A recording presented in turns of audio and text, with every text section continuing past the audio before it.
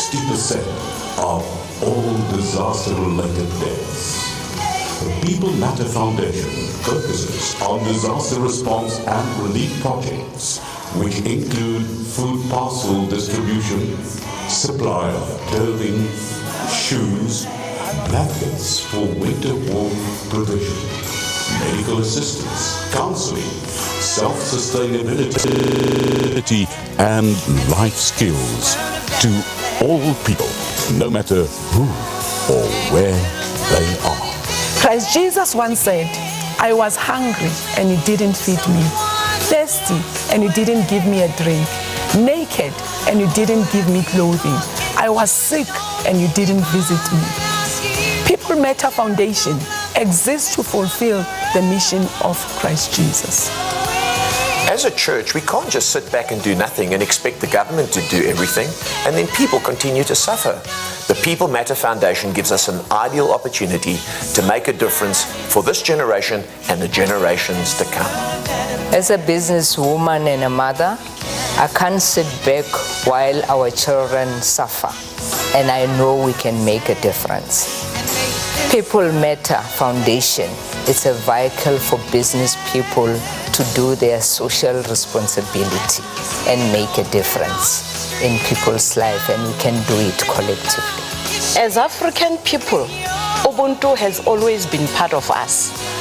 We believe I am because you are. Therefore, we extend a helping hand to those who are in need, no matter who they are, no matter where they come from. People Matter Foundation gives us an opportunity to live up to those values, the values of Ubuntu, where we support those who are in need in times of crisis. We are surrounded by so many needs, devastation, poverty, people struggling. Thank God for People Matter Foundation, because that enables me to do something where I find fulfillment, and I know that whatever I do, it will make a difference in people's lives. Our vision is to save lives and to provide humanitarian support to all people. We are also driven to provide basic supplies and support people who are affected by disasters. And not only that, but also to provide emergency healthcare services where needed. People Matter Foundation seeks to alleviate poverty and restore dignity to all people affected in our communities, no matter who they are, where they are. We live to better the lives of others. For People Matter Foundation to achieve this vision and mission, we depend solely on the generosity of partners and different donors for support. Please partner with us today and let's impact Africa for the better together.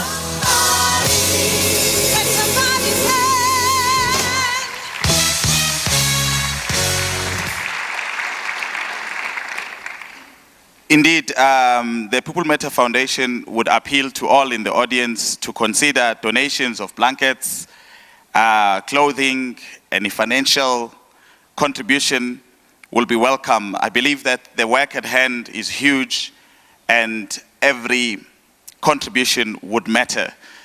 Towards the end, we will direct those that may want to commit to some donations in terms of how they would be able to do it. Allow me now to call on stage Reverend Sipiwe Christopher Matebula, who is the co-founder of the People Matter Foundation and the visionary and the co-founder of Hope Restoration Ministries, which is the ministry that is hosting us today in this building. And I would like to invite him on stage. He is a leader, passionate about issues of leadership. He is born and bred in Tembisa, and he is a married man, one wife, and 5 children. Reverend SC on the stage. A round of applause. Thank you. Thank you, Marco. Well, you may be seated, please. If I'm not mistaken, it is John Maxwell who said one day, everything rises and falls on leadership. I'm so grateful this morning that we have leaders this morning. And for the future to become a better future, it will depend on these people who are here. We might blame those who have not led us in a better way, but remember, everything rises and falls on leadership. If we decide today that we're gonna lead in a better way to impact our children, it's gonna happen. Ladies and gentlemen, I greet you this morning. My role this morning is very simple. This event is not about us, it's about this nation. It is about the next generation, our children who are somewhere praying, to say, God, give us good leaders, give us daddy and mommy who are going to prepare a better place for us. And as an organization, while we're sitting and praying, we ask ourselves, who is the right person to come and speak to us and inspire us for the next level? And we came to this conclusion that, Chief Justice Mogoeng Mogoeng will be a right man for the event based on his character, based on the things that he stands for, based on the passion that he has for this nation. So allow me at this present moment, just to introduce him based on the profile that has been given unto me. Chief Justice Mogoeng Mogoeng is the 4th Chief Justice of the Republic of South Africa since the dawn of democracy. Chief Justice holds the B. Juris Bachelor of Laws, which is LLB degree, from the Universities of Zululand and Natal, respectively. He also holds a Masters of Laws, LLM degree, from the University of South Africa. In October 2013, the University of the Northwest awarded an honorary doctor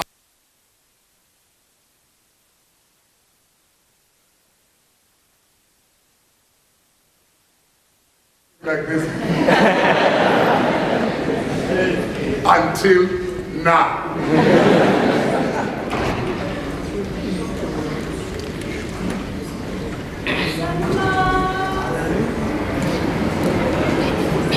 I think they're switching to a generator. I think let's stick to generator, guys.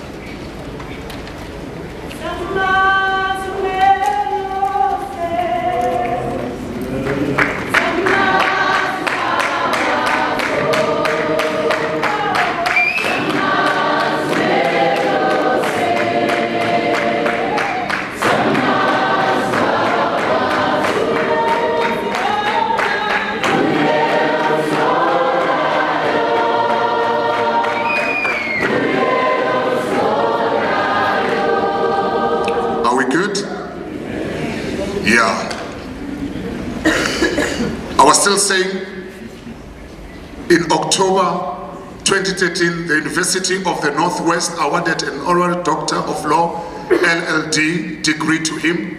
In March 2018, the University of Johannesburg also awarded the Chief Justice with an honorary Doctor of Law degree. Chief Justice Mogoeng Mogoeng started his professional career as a temporary interpreter and was later appointed as a High Court prosecutor from March 1986 to February 1990 in Mogoeng. In June 1997, he was appointed as a judge of the Northwest High Court, and in April in the year 2000, a judge of the Labour Appeal Court. In October 2002, he was then elevated to the position of Judge President of the Northwest High Court. Chief Justice Mogoeng Mogoeng was requested by fellow Judges President to serve as a member of the 5-member committee led by the Chief Justice Piers Langa. That committee investigated racial and gender discrimination within judiciary and proposed the necessary remedial action. Now, ladies and gentlemen, he was also appointed the Constitutional Court of the Republic of South Africa in 2009. And allow me at this present moment, would you please stand on your feet, please, and let us welcome Chief Justice Mogoeng Mogoeng. Come on, you can do better than that.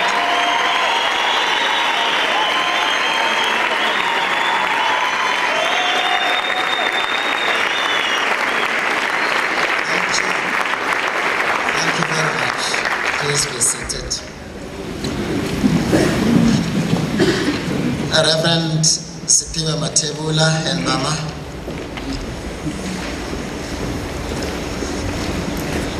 The People Matter Foundation, all of you distinguished South Africans here, I greet you.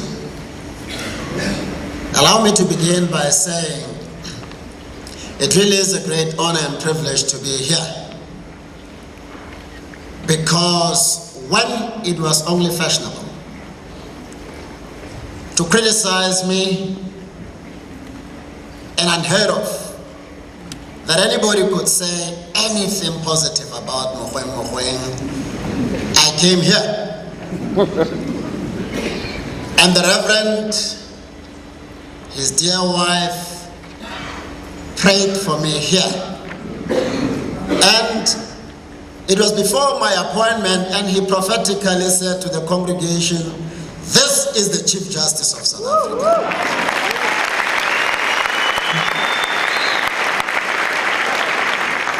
So I do not make light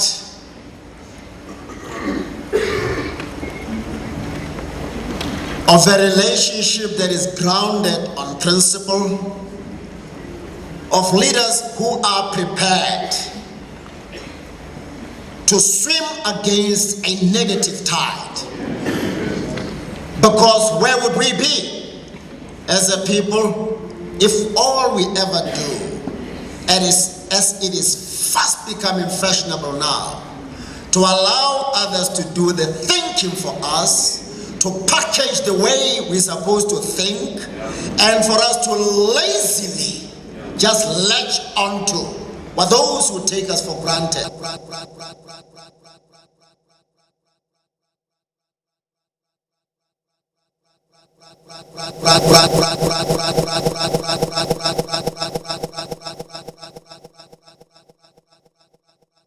Nelson Mandela would never do a thing like that. No wonder he had this to say. During my lifetime, I have dedicated myself to this struggle of the African people. I have fought against white domination, and I have fought against black domination. I have cherished the ideal of a democratic and free society in which all persons live together in harmony and with equal opportunities. It is an ideal for which I hope to live and to achieve. But if needs be, it is an ideal which I am prepared to die for, close quote. I don't think I need to go into any detail to explain just how troubled our country, and by extension Africa, and the rest of the world is. There's a paucity of leadership, and therefore, alive to the reality that the whole world celebrates, commemorates the critical leadership role that the first president of South Africa played, we should pause and reflect and say, but who was Nelson Mandela? What would he expect of every South African? What would he expect of every African and any other person around the world who is a leader? Let me begin by saying each and every one of us is a leader, by the way. Leadership is never really positional. It is functional leadership that matters. And be careful about those who are prepared to do everything, even outside of the book, to ascend to a leadership position. It's never those they claim to seek to represent that they really seek to represent. It is their stomachs and their insatiable appetite for power and money that they seek to satisfy. So I would like to say a few things as briefly as a lawyer cum preacher could say, and allow for some question and answer engagement. For I believe that to resolve our country's key challenges, this moment, the eve of the birthday of Madiba, requires of each and every one of us to reflect on how we could contribute towards the eradication of corruption, all crime, unethical leadership, and poor governance in our country. Things have gone wrong, and we were watching. We were too concerned about our careers, our money-making opportunities, and possibilities to ascend to positions of leadership more than we were, if we were at all, about the plight of the suffering masses of South Africa, of Africa, and the rest of the developing world. So, based on the quotation, Nelson Mandela clearly requires and expects of each and every one of us to have a lifetime commitment to something. So the question is, since he had dedicated his life to a cause, what is it that you have dedicated your life to? I was touched one day. Reverend Matebula sent me a WhatsApp message, and that was at the time when he was or had been to Mozambique, when circumstances cried out for intervention after that cyclone. I said, but where are other South Africans? Where am I? If we care as much as we often say when we have opportunities to speak, because we know people expect us to say it, where do we find the practical expression of that which we profess? So what are you committed to?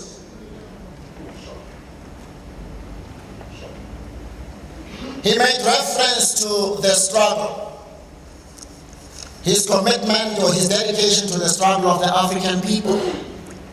Until you come until you grasp the fundamentals of the situation of the African people, you'll never really feel impelled to do anything about their plight. The kind of poverty that obtains in Africa is nauseating. If you are the leader that I believe we all ought to be, you ought to drop a tear from time to time when you reflect deeply and soberly upon the reality that in a continent as well endowed with minerals and natural resources, even fertile soil, as South Africa and Africa, multitudes go to bed on a hungry stomach. You simply have to look at the kind of so-called houses that many of them live in, the level of illiteracy, the exploitation and suffering that happens in South Africa and Africa. What are we doing about it? Where is the commitment? It ill behooves us to gather here today and in the years to come and talk about Nelson Mandela when there is nothing about Nelson Mandela to show in our individual lives, when most of us are actually hiding behind those who are doing something about what needs to be done. So, have you made it your business to soberly reflect on the plight of the African people that Nelson Mandela was talking about? Or have we lulled our consciences to that situation? Does it matter when you pass Kaelicha, Langa, Alexander, Diepsloot, or any of these places? Does it touch you? Have you allowed it to prick your conscience? That these are human beings, and none of us ought to allow this to be normalized into what South Africans ought to resign themselves to. So what are we doing about it? If we are to gather like this next year, this time, here or elsewhere, what progress would each and every one of us be able to share as a contribution towards the realization of the aspirations so artfully crafted in the preamble to our Constitution? Have you fully embraced and internalized the fight against injustice, white or black domination? Or do you go along with whatever narrative is put out there in the furtherance of whatever sectional agenda might be there to make others look forever good and others look forever bad? Maybe I should pause there. Part of what we need to grapple with here is corruption. Part of what we have to grapple with in Africa and the rest of the world is corruption. But it looks like we have allowed ourselves to be channeled into believing that corruption can only be in the public sector. Believe you me, it takes two to tango. We will never be able to defeat corruption for as long as we allow ourselves to be choreographed into believing that corruption can only be in the public sector. Or let me be a bit crude about it so that we can really get a rude awakening. That is a black thing. Every human being is capable of being corrupt. And believe you me, I believe we haven't even scratched the surface in relation to the magnitude of the corruption that obtains in the private sector. So, if we are to uproot corruption from South Africa and around the world, we have got to accept as a reality that there are masters of corruption everywhere, even in the Church of God. The shenanigans that we have seen ought to convince us that human infallibility dictates that you will find corruption anywhere. So we've got to move from the premise that we're going to make it our business not to beautify others at the expense of others, not to make others untouchable, not to allow anybody, including me, not to allow anybody to be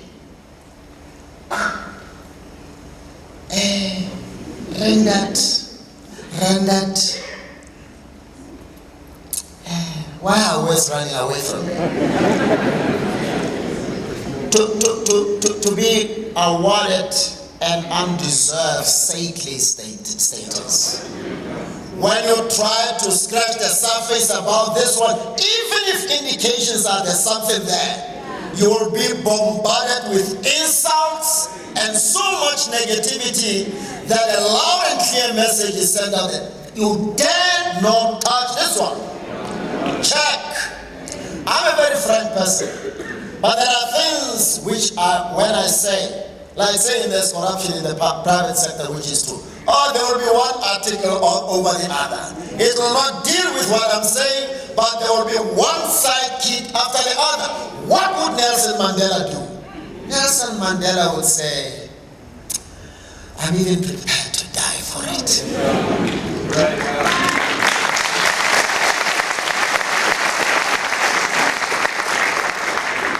An injustice is an injustice regardless of who the perpetrator is.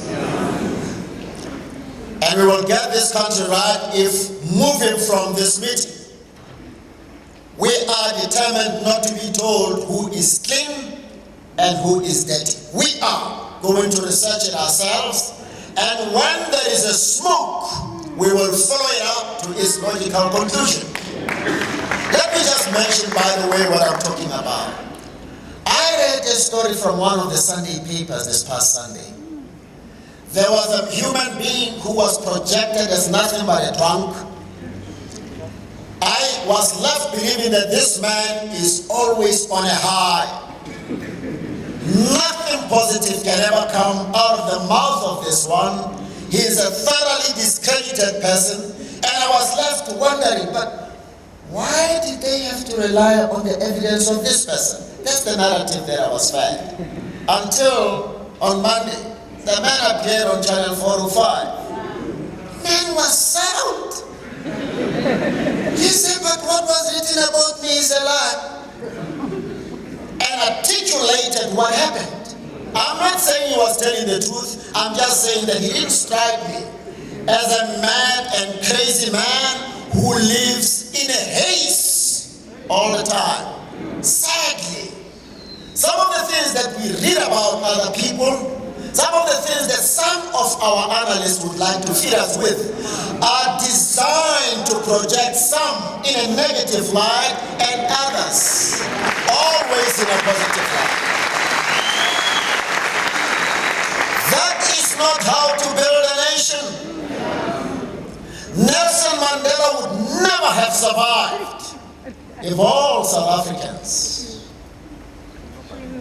flowed with a negative tide that ran against the cause that he was championing. And I believe that we would do well for the sake of posterity if we were really to take a deep breath. I was touched yesterday morning on Morning Live by what two women, is it Manas and the Sakina, were saying, they said, you know, there are things that we don't just allow ourselves to look into, even if there appears to be a smoke. And they raised a particular issue. They said, but why are we not allowing ourselves to probe into this one? That's how we are channeled. You touch this one at your peril. Don't go there. The problem is there. Let me round this issue up by saying, it will be a disservice to this nation if we were ever to allow ourselves to believe that once you have dealt with a Gupta situation, you've dealt with corruption. It's a fallacy. I carry no grief for them. But think about it. When did our state-owned enterprises begin to lose money massively? Who else is benefiting from the coal issue at Eskom? What percentage of the coal did these people get? Have we ever bothered to want to find out? But how much are other people getting? Is it inflated or not?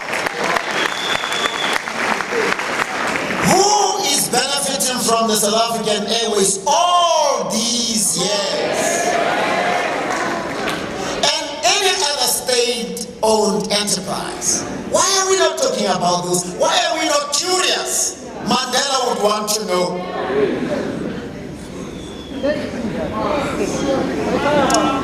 He stood for the ideal of a truly democratic and free society. And you and I need to allow ourselves to be captured by the ideal of a democratic and free society. I'm in the habit these days of saying, but what is democracy? A government of the people, by the people, and for the people? Does it continue to be so? Even if you stand no chance of winning the elections unless you're connected to the financially well-resourced. And if they fund you to the point where you succeed and win and become a government, are you not captured in advance?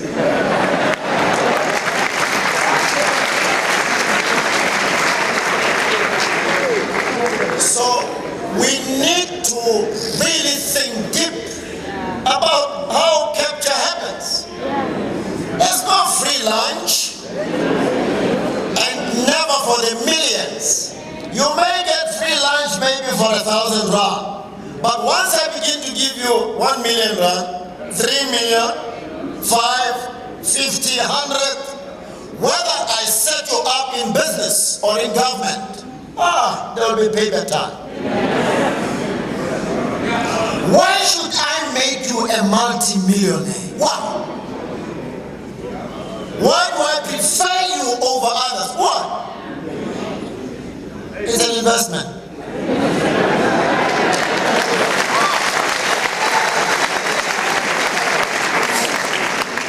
Some years back, I went to Nigeria and met the Consul General of South Africa in Lagos.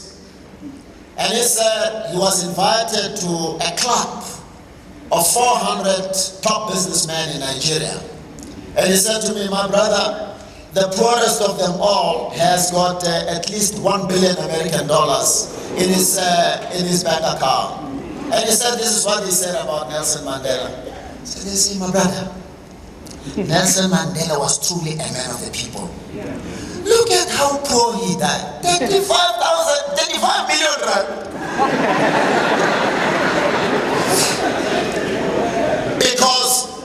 Because they know what people operating at that level get.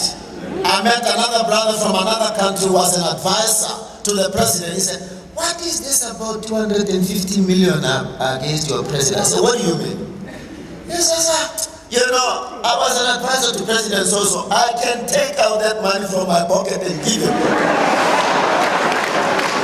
I said, where do you get it from? Where do you get it from as a former advisor? He said, in my country, 10% of every major contract belongs to our president. He says it's an unwritten law. It's not theft.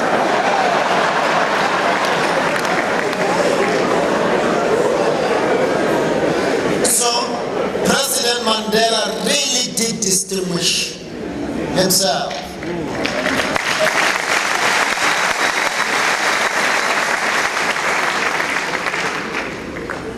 The vision of a country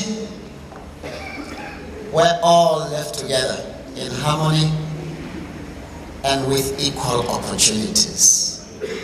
Do we live together in harmony? Are we trying to live together in harmony? Do we have equal opportunities? I think the good starting point is to admit the truth. We've got to work hard towards harmonizing relations between black and white South Africans. It is a betrayal of the cause for which Nelson Mandela suffered, for us to perpetuate division rather than seek to achieve national unity and reconciliation. I know others will say, how can we, when we don't have land, when we don't have this? I'm very much alive to the challenges that confront all of us. But I believe that there is more to be achieved when you allow yourself to be sober and engage in a discussion designed to find solutions rather than trade insults, rather than harden attitudes. I was watching television last night and I saw that on most of the big companies that are listed on the Johannesburg Stock Exchange, 85% of them are managed by white South Africans. The rest of the percentage is shared by the previously disadvantaged. It should concern all of us. What am I suggesting? That people must just be given things? No. But there has got to be, we each on a daily basis must work towards finding a solution to this problem, because if a solution is not found, no narrative, however wisely crafted, will enable us to evade the challenges that come with an injustice that is left to live on and on and on. It is an anomaly that the indigents of South Africa, and by extension of Africa and the rest of the developing world, should not benefit as optimally from the riches of their country as they ought to. It's an anomaly. We are failing our country and posterity if, in order not to offend, we lie to each other and say, no, this is normal. Don't worry, it's abnormal. It is nothing to insult one another about. And difficult as it is, like Nelson Mandela, it is something to reflect very deeply on and say, but this looks like an intractable challenge. What is it that we can do about it? Even the land issue, it looks like an intractable challenge that has the potential to rip us apart. You and I, as we celebrate the life of Nelson Mandela on a daily basis, within our circles of influence, owe it to this nation, owe it to posterity, and say, but what can we do? Remember, where there is a will, there is a way.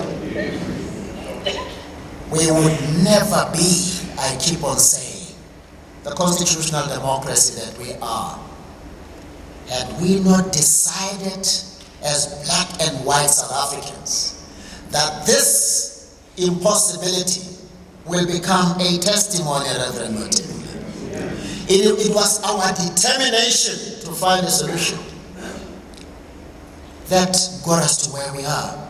And the same applies to any other serious problem that confronts us. The problem is we don't invest as much time, as much energy, and as much resources as the magnitude of the problem demands that we do in order for the problem to be solved.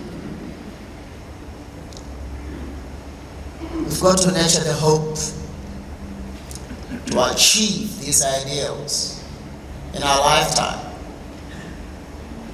I think there is so much more progress that we can make if, moving from this meeting, we would refuse to be party to any negativity and the hatred that brews up from time to time here and there.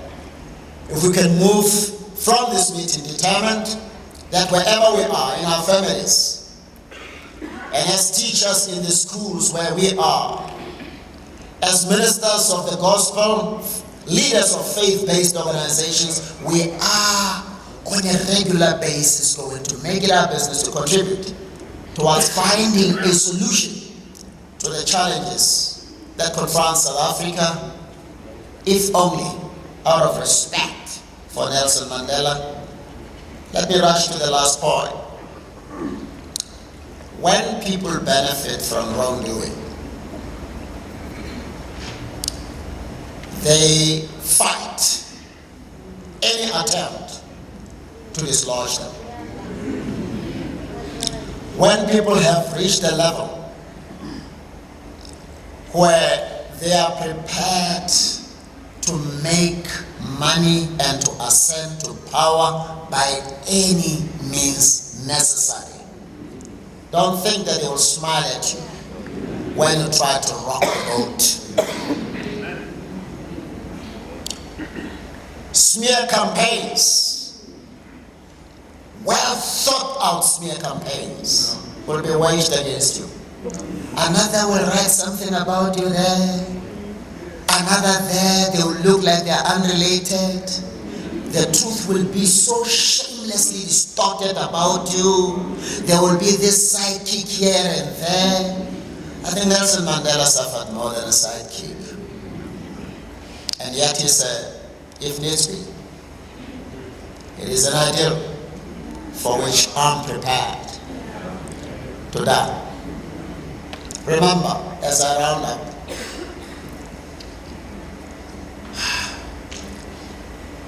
a revelation that I never knew anything about popped up recently when former President Kgalema Motlanthe was addressing a meeting at Ladies Farm. He said a quality decision was taken by Mr. Nelson Mandela, Walter Sisulu, and all the Rivonia trialists that even if they were to be sentenced to death, they were not going to appeal the sentence. They decided to lay down their lives for you and I. Nelson Mandela didn't know me. I mean, where was I? I think I was a small boy. I had not even been to school, but how could he know me? But they all were prepared to have their families destroyed, to have their children grow up virtually fatherless, to have their spouses harassed, tortured, and possibly even killed. They were prepared to die. It was not in anticipation of some well-paying political office or business opportunity that they were prepared to die. There was no room for any benefit. They were not trying to be populists. They were not trying to be heroes. They had a sense of purpose. There was something worth dying for. What are you prepared to die for? I know many are prepared to kill for money and even for positions, and to lie artfully their way into wealth and positions of influence. But what Mandela-like idea are you prepared to die for? Let us move away from saying what we are expected to say, while in fact, that which we profess to be our vision, to be our convictions, is far removed from what we really want and what we're really about. We have suffered enough for the past 25 years. A lot of good has been done. We've got to celebrate that. I wouldn't be where I am. Most of you would not be where you are. I doubt, Reverend Matibula, that you would have been allowed to have a church here without breaking the law. So a lot of progress has been made. A lot of progress has been made. There is a lot to celebrate, but there is also a lot to lament, because there are far too many missed opportunities. But it's not too late. If only we were not to allow it to be business as usual. If only we were not to stay in a place where we always position ourselves for praise and favorable media coverage. I made a statement at one conference, and there were some serious media personalities there. I said, you know, in some of the media platforms, and I'm not attacking the media, I'm free to talk about anything. Everybody talks about religion. I said, sometimes you get a sense that there are analysts who are not allowed to feature in some media platforms when certain issues are to be discussed. There is a cohort of carefully selected analysts, and you can tell in advance when this one appears, there's a particular narrative that is going to be championed. That's not how to build a country. You need objectivity. We can't have a situation where it looks like we sometimes come together and decide nobody should depart from this. As judges, we disagree all the time. Because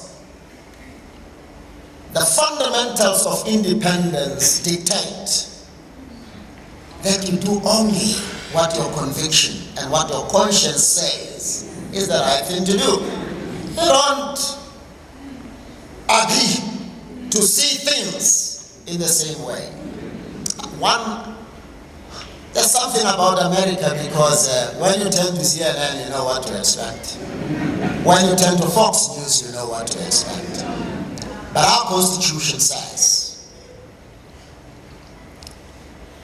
our media houses exist to inform, not to misinform the public. And there's a critical role that the media has to play to make sure that not some corruption, but all corruption is uprooted.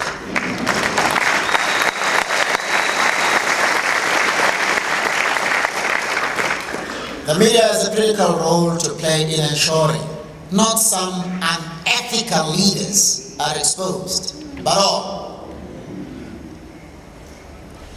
No leader, the private sector, political system, in the judiciary and in the media, ought to be allowed to target innocent people and make them look bad for flimsy reasons. And we just sit back and say, it's none of our business. I think enough of this. We've got to be vocal. This is our country. It's an insult to the brains you have.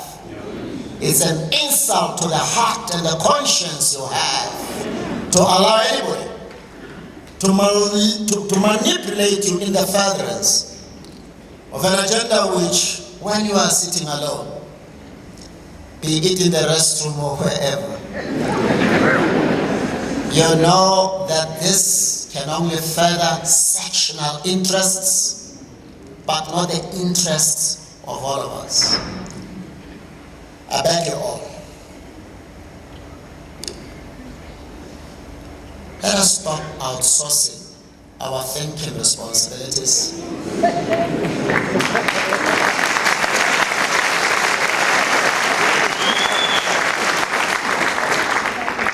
Let us stop accepting as fact anything that is dished out to us.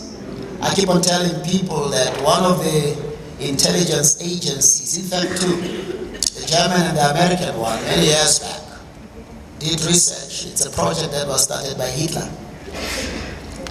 And they discovered that all you have to do to discredit a person is to recycle a lie that is blended with the truth many times over.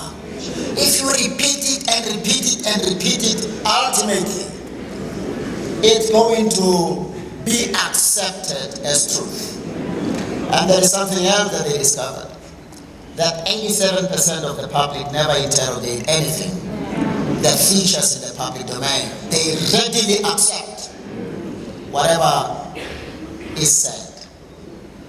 The problems that we have as a nation are far too serious for us to allow ourselves to be manipulated. It's a sign that you have no respect for yourself. It's a failure by any leader to allow themselves to be pulled by the nose like that. I say it without any fear of contradiction. I am ready to be insulted. After all, that's how I was baptized into my office.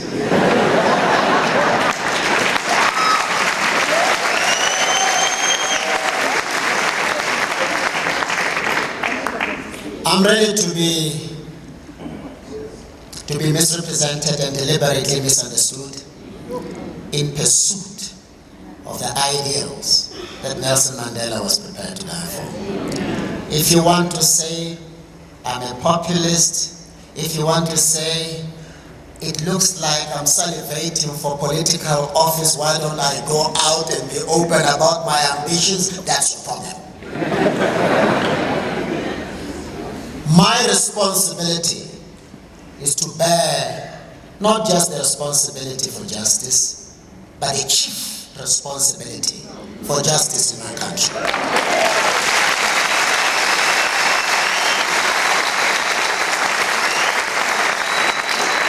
And I'm not going to allow myself to be intimidated into silence. I have seen through all the shenanigans that will keep us stagnant for another 25 years and 50 years. When I do wrong, criticize me factually. When any leader, regardless of how liked or disliked he or she might be, does wrong, criticize them factually.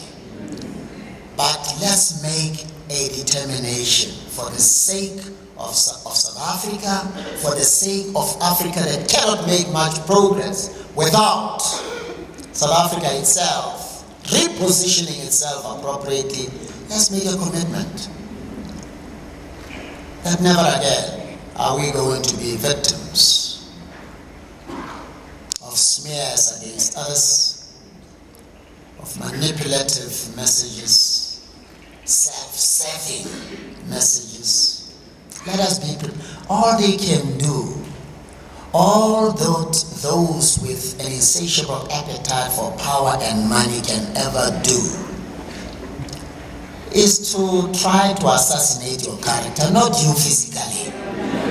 Mandela was prepared to be assassinated physically. So let us not betray this legacy. I thank you all. May you be the leaders, the functional leaders, that you have all the possibilities and the potential to become. I'm ready for questions.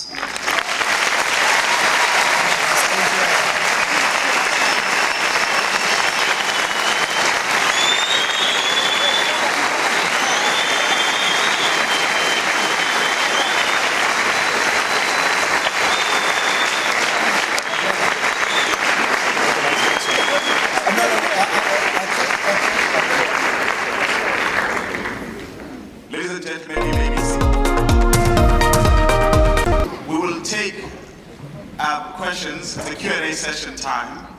We will take from the business sector, from the faith-based organizations. I would ask that when you ask a question, you just mention what your name is and which sector you come from. There are 4 roving mics, so we will take questions in sets of 4 and then we'll answer them. At the back there is a hand.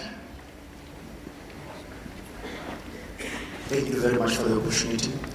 The name is Lorado Tsenge. I'm the MD of Decode, a reputation management agency. Chief Justice, there's a common refrain that the terms of reference of the Zondo Commission is not going far and wide enough. From a legal point of view, what needs to be done to ensure that we really do exactly what we are raising, to say that we are not asking the hard questions, or rather, we are only focusing on one family. We know that there are others who are involved, but what do we do from a legal point of view? Thank you. I've noted a hand just next to the cameraman. We'll take 4 questions and then Move will come to the side just now. Mogoeng Mogoeng Makutolo wakwaStoro ujobe mfana kamaphethi mondini.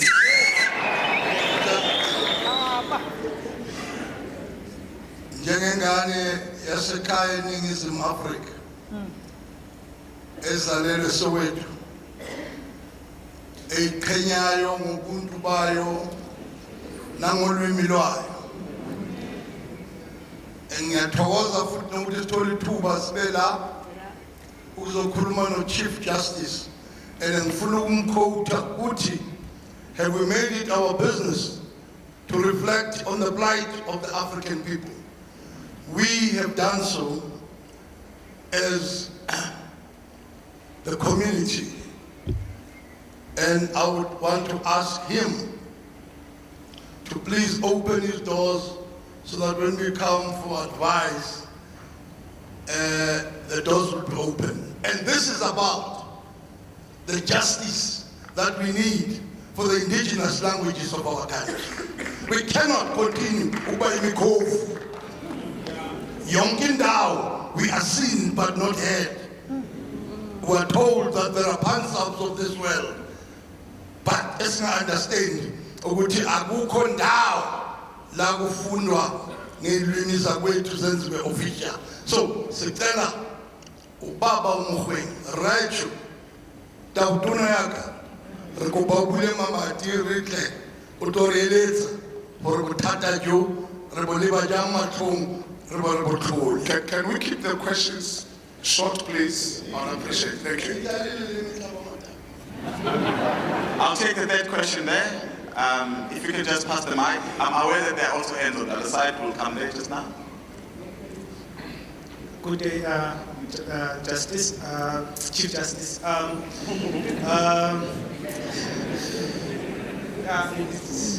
To speak to someone of your caliber, it's frightening a bit. So my name is Mashudu. I'm a CEO of Complex Intelligence Group. My question is, as South Africans and as Africans, we haven't held people accountable. The government, I don't think, is playing its role as accountability to make things right. As the community, how do we deal with people of high caliber to hold them accountable? Thank you. There was a hand here.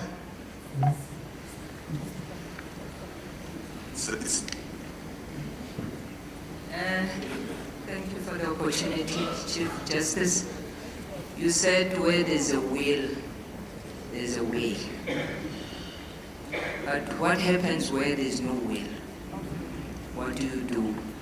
My question is, what do you do when you are put in a position where you cannot be able to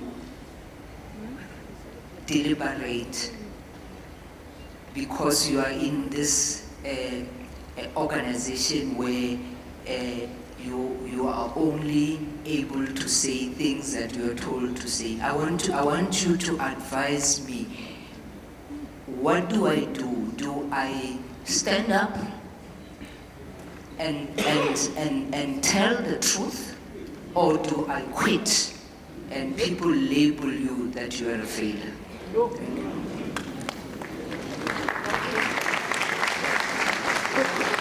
We'll head over to the Chief Justice on those 4 questions. No, thank you very much. The Zondo Commission, the terms of reference are determined by the President. So nobody but the President can change them. So if you want them changed, we must say so to the President. It is his Section 84 constitutional powers. I can't change them, you can't change them, but you can influence the change of those terms of reference, because after all, he is there to represent you and to do that which the populace says is the right thing to do. Oh, Baba Stone. My door is always open. As a matter of fact, I've got a meeting scheduled tomorrow with the board responsible for ensuring that all languages are spoken and taught tomorrow.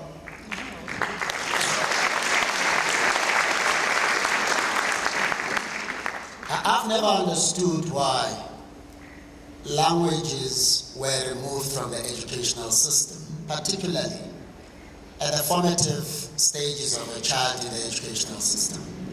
I was taught everything, maths, biology, and whatever else in my mother tongue.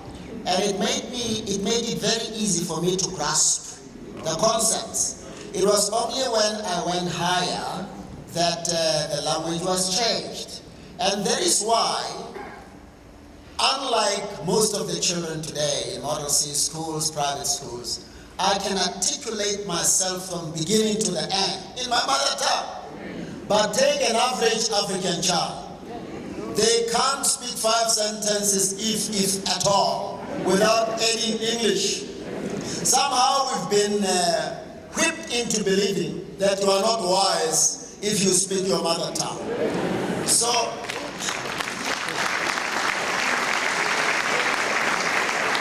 I say to people that, it's actually a shame, particularly people from my tribe, the Botswana people.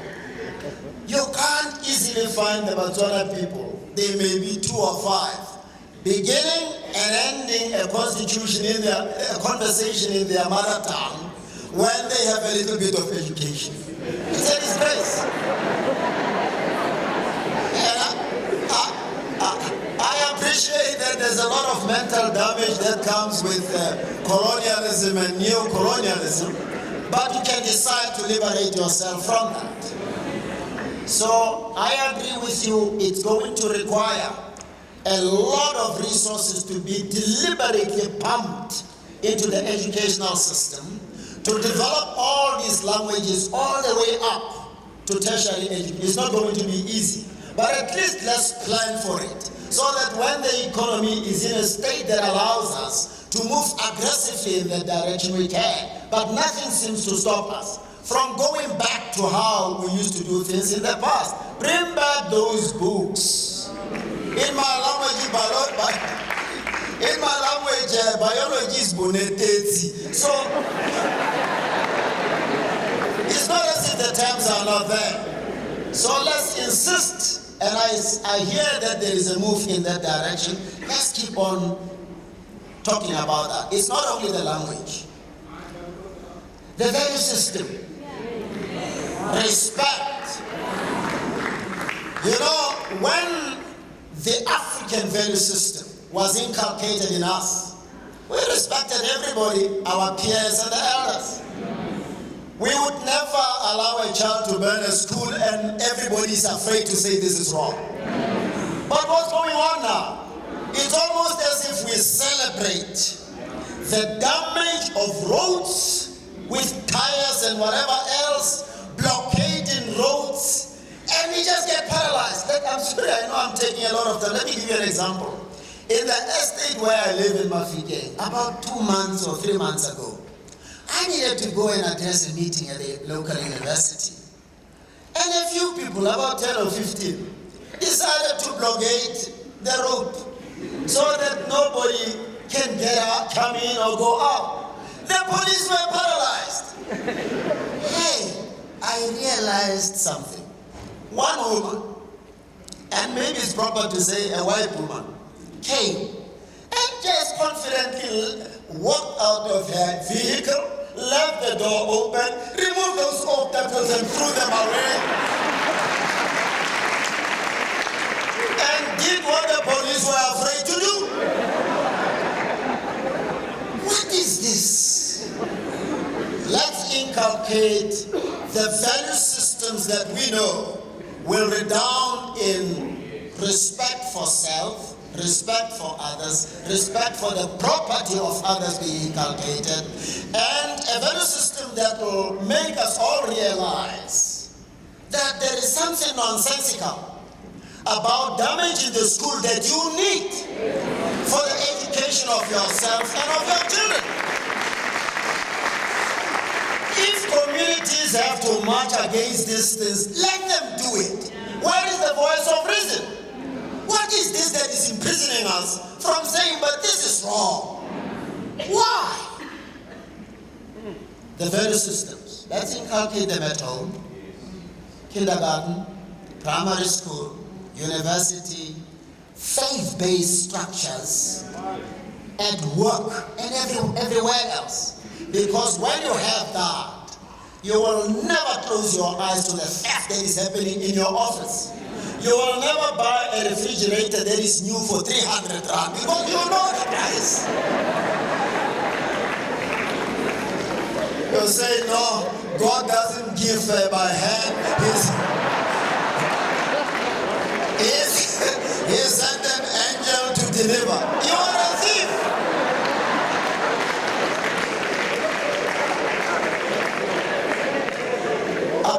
Accountability.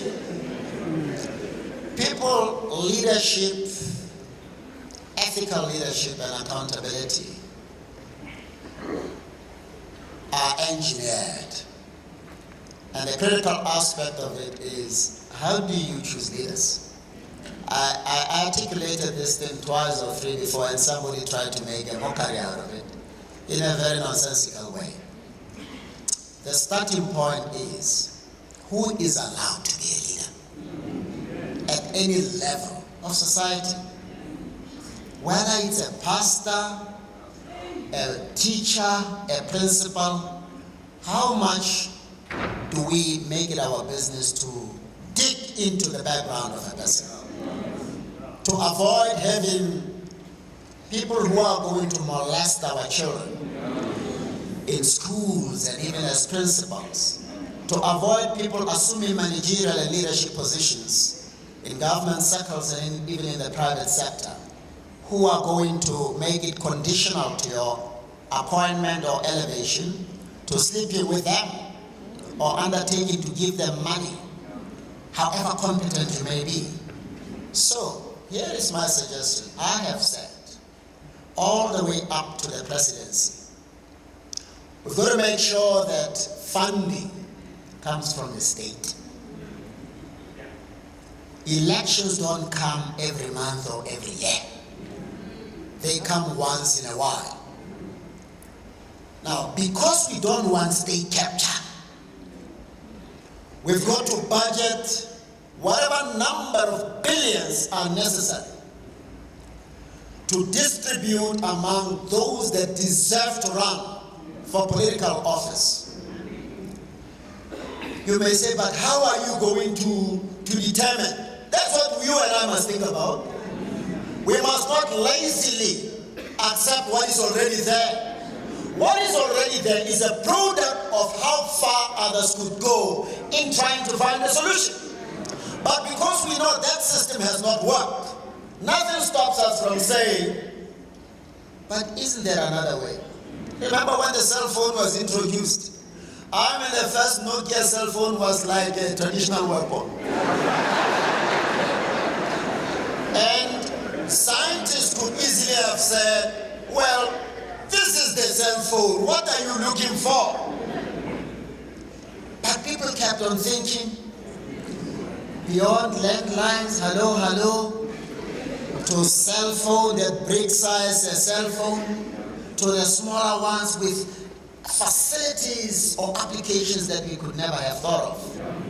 So when there is a will, there is a way.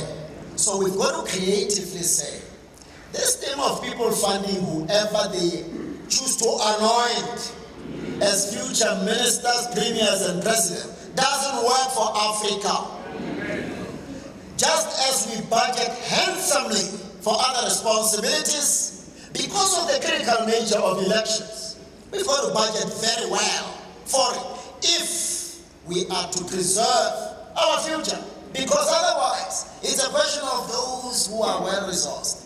As empirical studies, particularly in America, have shown, identify, oh, this one is a smart one, and let's groom him or her into a serious leadership position.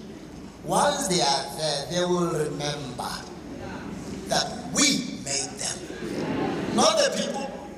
As I keep on saying, it no longer becomes a government of the people, by the people, and for the people. It becomes a government of the rich, by the rich, and for the rich.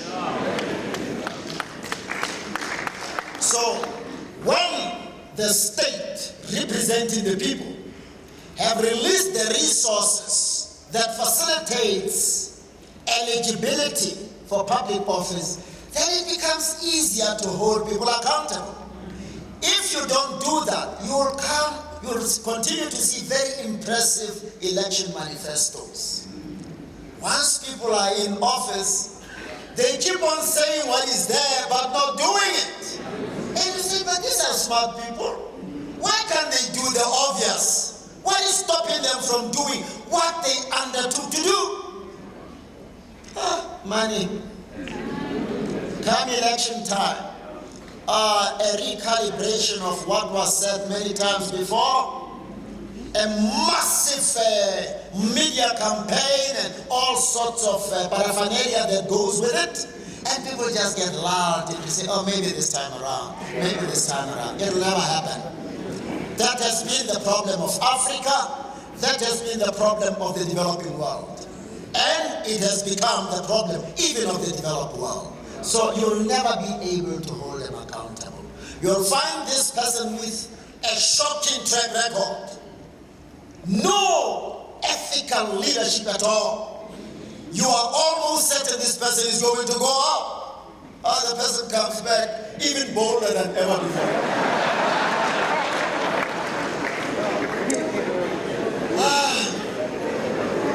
Mama Ariel Dwaba. Mandela ran a very lucrative legal practice. He and Mr. Oliver Tambo. Very lucrative. He had a choice, and he knew that for him to enjoy the money that comes with being an attorney and the prestige, he had to obey the laws, however oppressive they were, however unjust he knew them to be. And for him to contribute meaningfully towards ending injustice, oppression, and exploitation, he had to say, well, if I starve, so be it. If I die, so be it.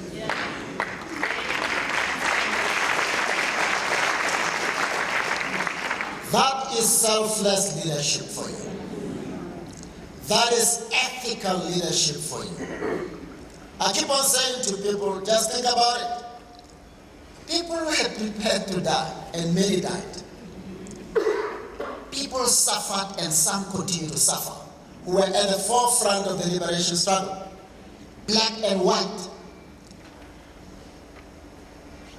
They could have chosen money and positions even in the homeland systems. My schooling was funded by the Buputatswana government. It's a very poor fellow. But I was very clear in my convictions. They would never give me a politically oriented case. I would have refused. But I spoke out as a government employee against the discriminatory practices that were happening even in our office.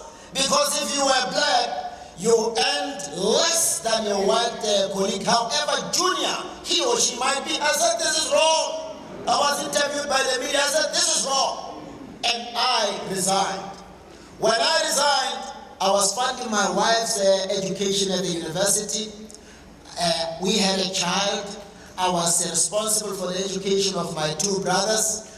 And I knew that my pension payout was going to be 8,400, and I was paying a bond for my 4-roomed house in the township. I had to pay for my accommodation doing pupillage here. If I failed, that would have been the end of me and maybe the end of my marriage. But principle dictated that I can't look like I'm committed.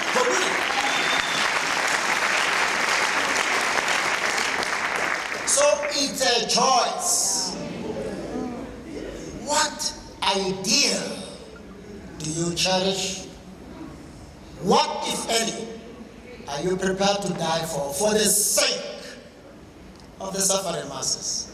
I think it will be a joy to die not because I was greedy, which is a problem in this country and around the world, but because I sought to champion the cause of justice, regardless of what the loudest in our country choose to say about what I do or say. In view of time, I will take the last round of 4 questions, Chief Justice, if you allow. And please, we need to be succinct and to the point. I'm left with about 10 minutes because we need to release people. Some have got. There's a roving mic that has already been passed. Can you ask your question? Chief Justice.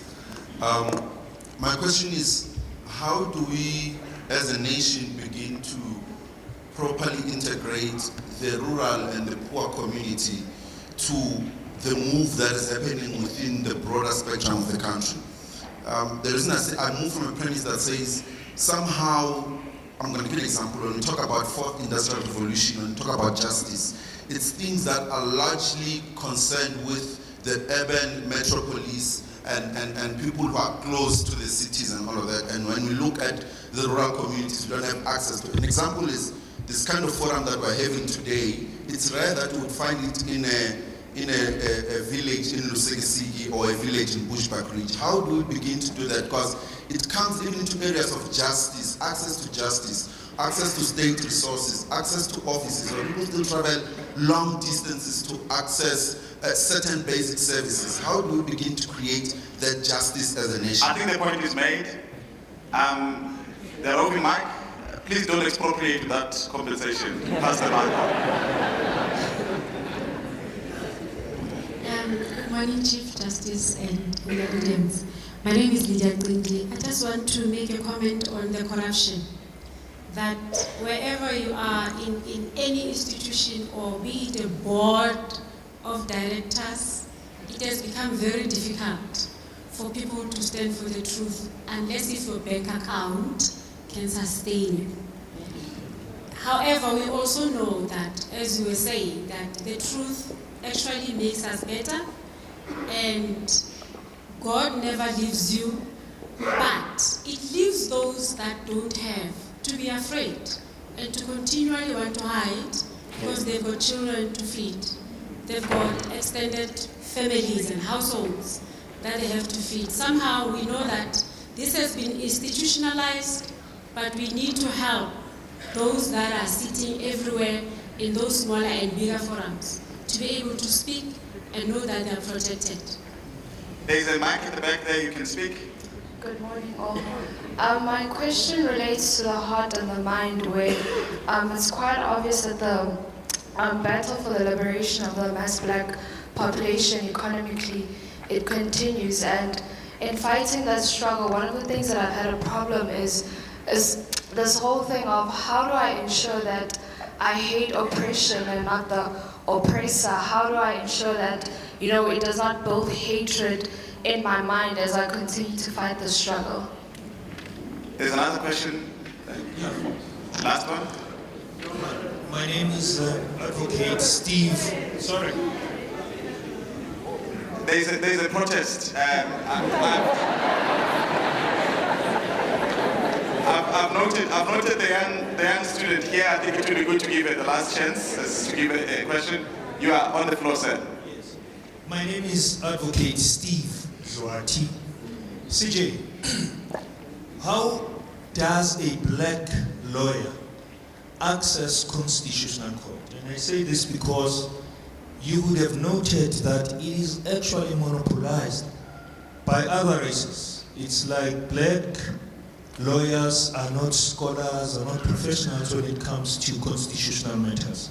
And the last point, CJ, I have witnessed, and sorrowfully so, that when you go to these lower courts, when you look at the lower courts, you find our black people sitting like they're in a hospital. When matters or courts are supposed to start at 8:30, they start at 10. And people are called to be there at 8:30 by magistrates. But matters do not start at 8:30, they start at 10. And when they start at 10, at 11 they go out for lunch, 1 hour. Instead of coming back at 11:15, they come back at 12 o'clock. 1 o'clock they go out for lunch. So how then do you address those things? And lastly, No, thank you. Chief Justice, if I can just allow. Chief Justice, I feel that's a work-related question. And you are protected if you want to relegate it. You're on the floor, young lady. My name is Tibiso Mulo from Rosefield. Mr. Chief Justice, I would like to ask, being at a certain position, yes, We acknowledge there is higher people to account for. But what do we do if you're a leader, but you are still oppressed by the system? In our case, being in a school, the people who are higher than us, what is it that we can actually do to surpass that as learners?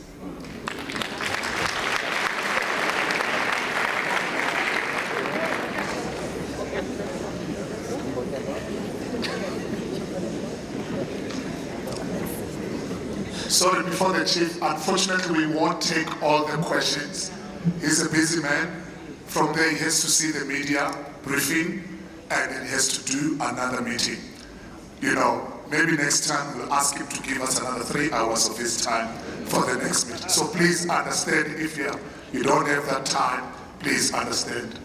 Over to you, sir. Thank you so much. I really do wish we had time so that it never looks like there's any question that one is avoiding. I'm one of those who believe that you need to ask me any question, however embarrassing you may think it is. The rural integration. I don't understand what's happening in South Africa and by extension in Africa, because when I grew up, every family had a field, and their fields and even their yards were productively used. People ate organic food, and that is why they lived longer and as healthy as they did. Something seems to have happened. And my reading says it was calculated. It didn't just happen. There was a move to stop the rural people around the world from being involved in productive agriculture. Every family had livestock, and the police were very well equipped and sharp to make sure that nobody thinks that stealing other people's property can be fashionalized. So people were encouraged to farm. The result was you hardly ever came across a family that didn't have anything to eat. And because of the value system that obtained at the time, there was an unwritten but real collective responsibility to look after one another. And strange enough, during apartheid, there was a program, a program that involved well-trained and effective agricultural extensions officer to guide the people about how to farm and offer refresher courses for free from time to time. As a result, people were very effective in doing what they were doing. I suggest that we've got to very aggressively go back towards, even if it means forming cooperatives, but a lot of groundwork would have to be done. Our people don't know what it entails to run a business together as a unit. They don't. That is why even lawyers fail. You hardly come across a big black law firm. It seems to fail, but you need to be taught. You need to be trained. Land that has been brought back to the people in the rural areas, most of them have failed. It's not because these people do not have the potential to be effective farmers. It doesn't come automatically. We've got to, on an ongoing basis, have a system that prepares all potential farmers for the eventuality. When land comes, or even with the land available, when you start farming, you've got to at least be equipped to do it. That is not happening. That has not happened. That is why people fail, however passionate they may be about it. In my discussion with one of the big agricultural associations, I said, you people interact with people in the rural areas a lot. You know those with potential. A person with a small piece of land who's able to make the most of it. A person with some few goats or sheep or cattle who's able to do well. You see them when they bring these animals to the auctions. So target those people, help them, but also help create a database to government and say to government, look, when land is restored or restituted, it doesn't have to be the whole community that gets the land, because not everybody is interested in farming. Others want business. Make Make sure that you are as aggressive in the rural areas as you are in the urban areas to capacitate people so that when opportunities come, they are able to make the most of them. Otherwise, you're setting them up for failure. And then you leave people to say, see, this thing is failing. Land is being given to people who know nothing about the land. We all need to be trained to do well. That we, whether it is fat cakes you sell, whether it is peanuts you sell, even the management of the resources, the building of that capital, and not swallowing up everything that comes as quickly as possible, not rushing to buy a BMW when circumstances don't permit. That training you need.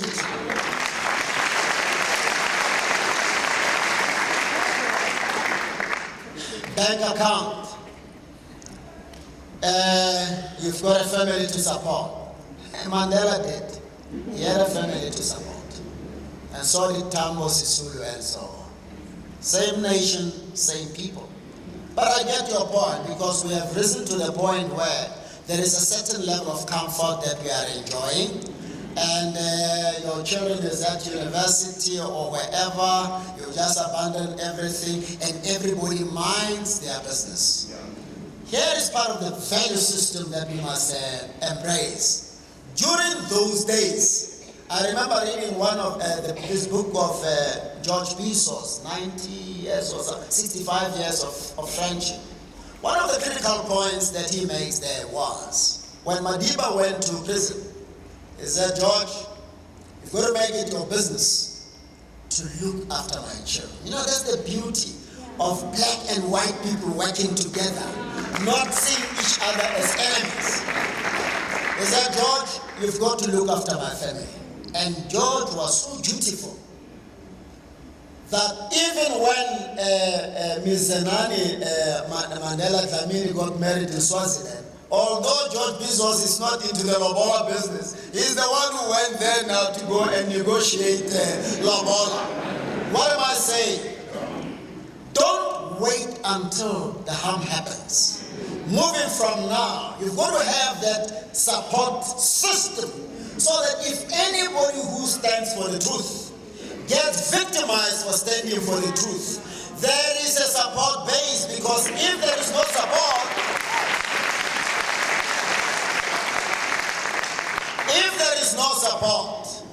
and everybody who is committed to the cause of justice sees these people being completely run down, they will check it out. So this is what is going to happen to me. And those that do it to her or to him are sending a message, a very loud and clear message: if you try us, this is how we will deal with you. One of the problems is we would be knowing as leaders that this which has been said about Reverend Matebula or Pastor Andre is not right or is false, but it's none of our business. And people know that we are going to say it's none of our business. As long as it doesn't affect me and my family, I'm going to stay out. It is about time that every form of injustice, every form of oppression and exploitation becomes our business. Every form of corruption becomes our business. And let's build that support base. You can use something like this foundation, the People Matter Foundation, or create other foundations designed to sustain the families of those who may be made victims of injustice and corruption.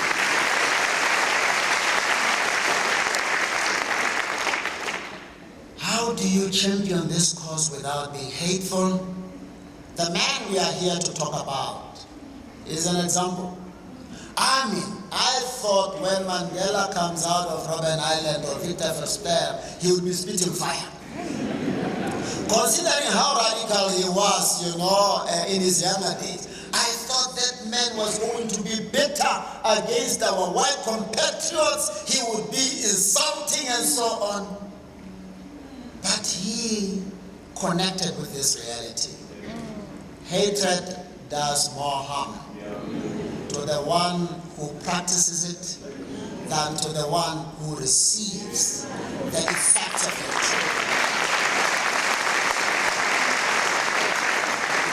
I'm I won't elaborate, but think about this. If you hate me, and I come here to speak, the desire of your heart is that I must blunder. So if I sail through, you are itching and you go to the toilet from time to time. As a result of the toxicity of the hatred that is in your heart, I've learned to forgive in advance. It works for me.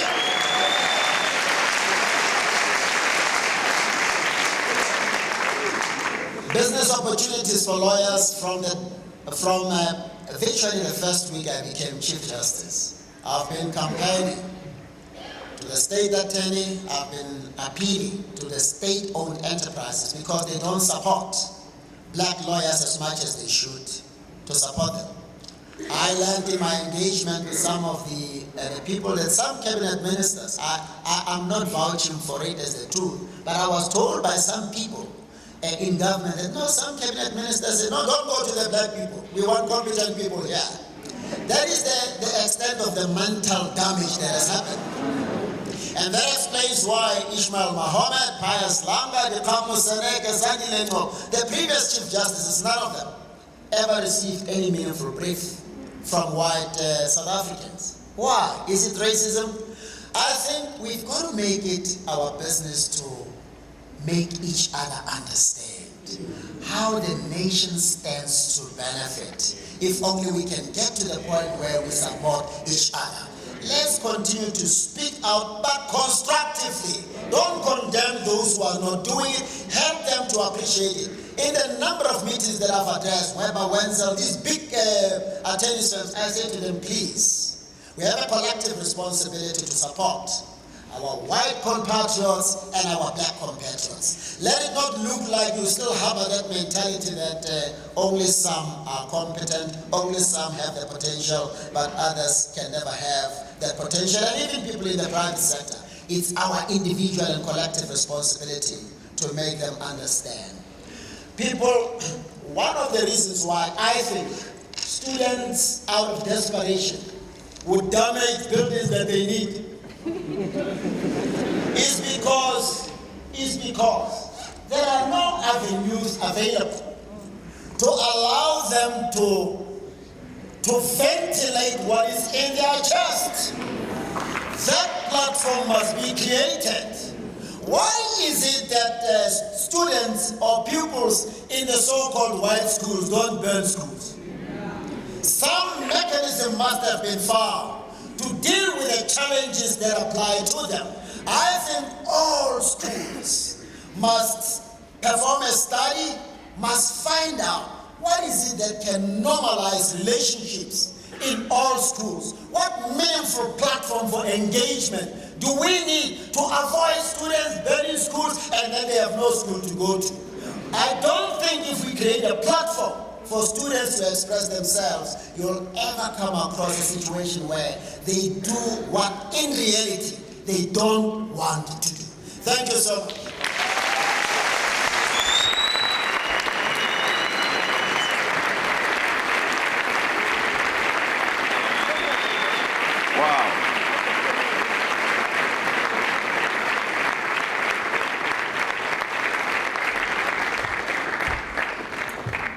Wow, that was poignant and quite powerful. I think we are sharpened as leaders.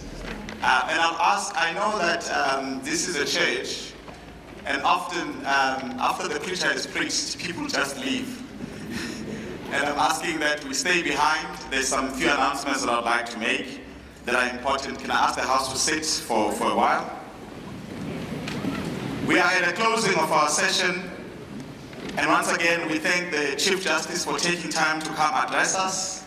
And I'm sure that to all of us, we will be in one accord in agreeing that it was quite a valuable address that allows you to question where you stand on issues that are quite pointed in our nation at this point in time. As we close, we would like to acknowledge those that have sponsored our gathering here today. In particular, VOA Holdings and HDM Engineering. Can we give them a round of applause?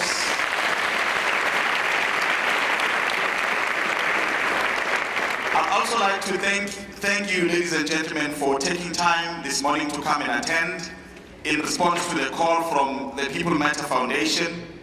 I also like to plead that you grab this brochure on your way out. There's an information desk that will tell you more about People Matter as an organization and what it stands for and what it seeks to achieve.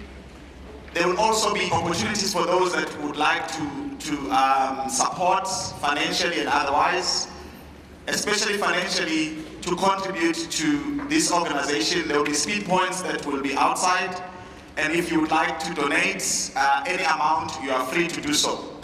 You will see that at the back of this brochure, there is also an opportunity for you to, if you would like to commit to support through a debit or instruction type of an arrangement. We would appreciate any type of support as the People Matter Foundation, because I think the work at hand is huge and great. I must confirm that the foundation is a properly registered entity and you wouldn't be investing in a wrong space.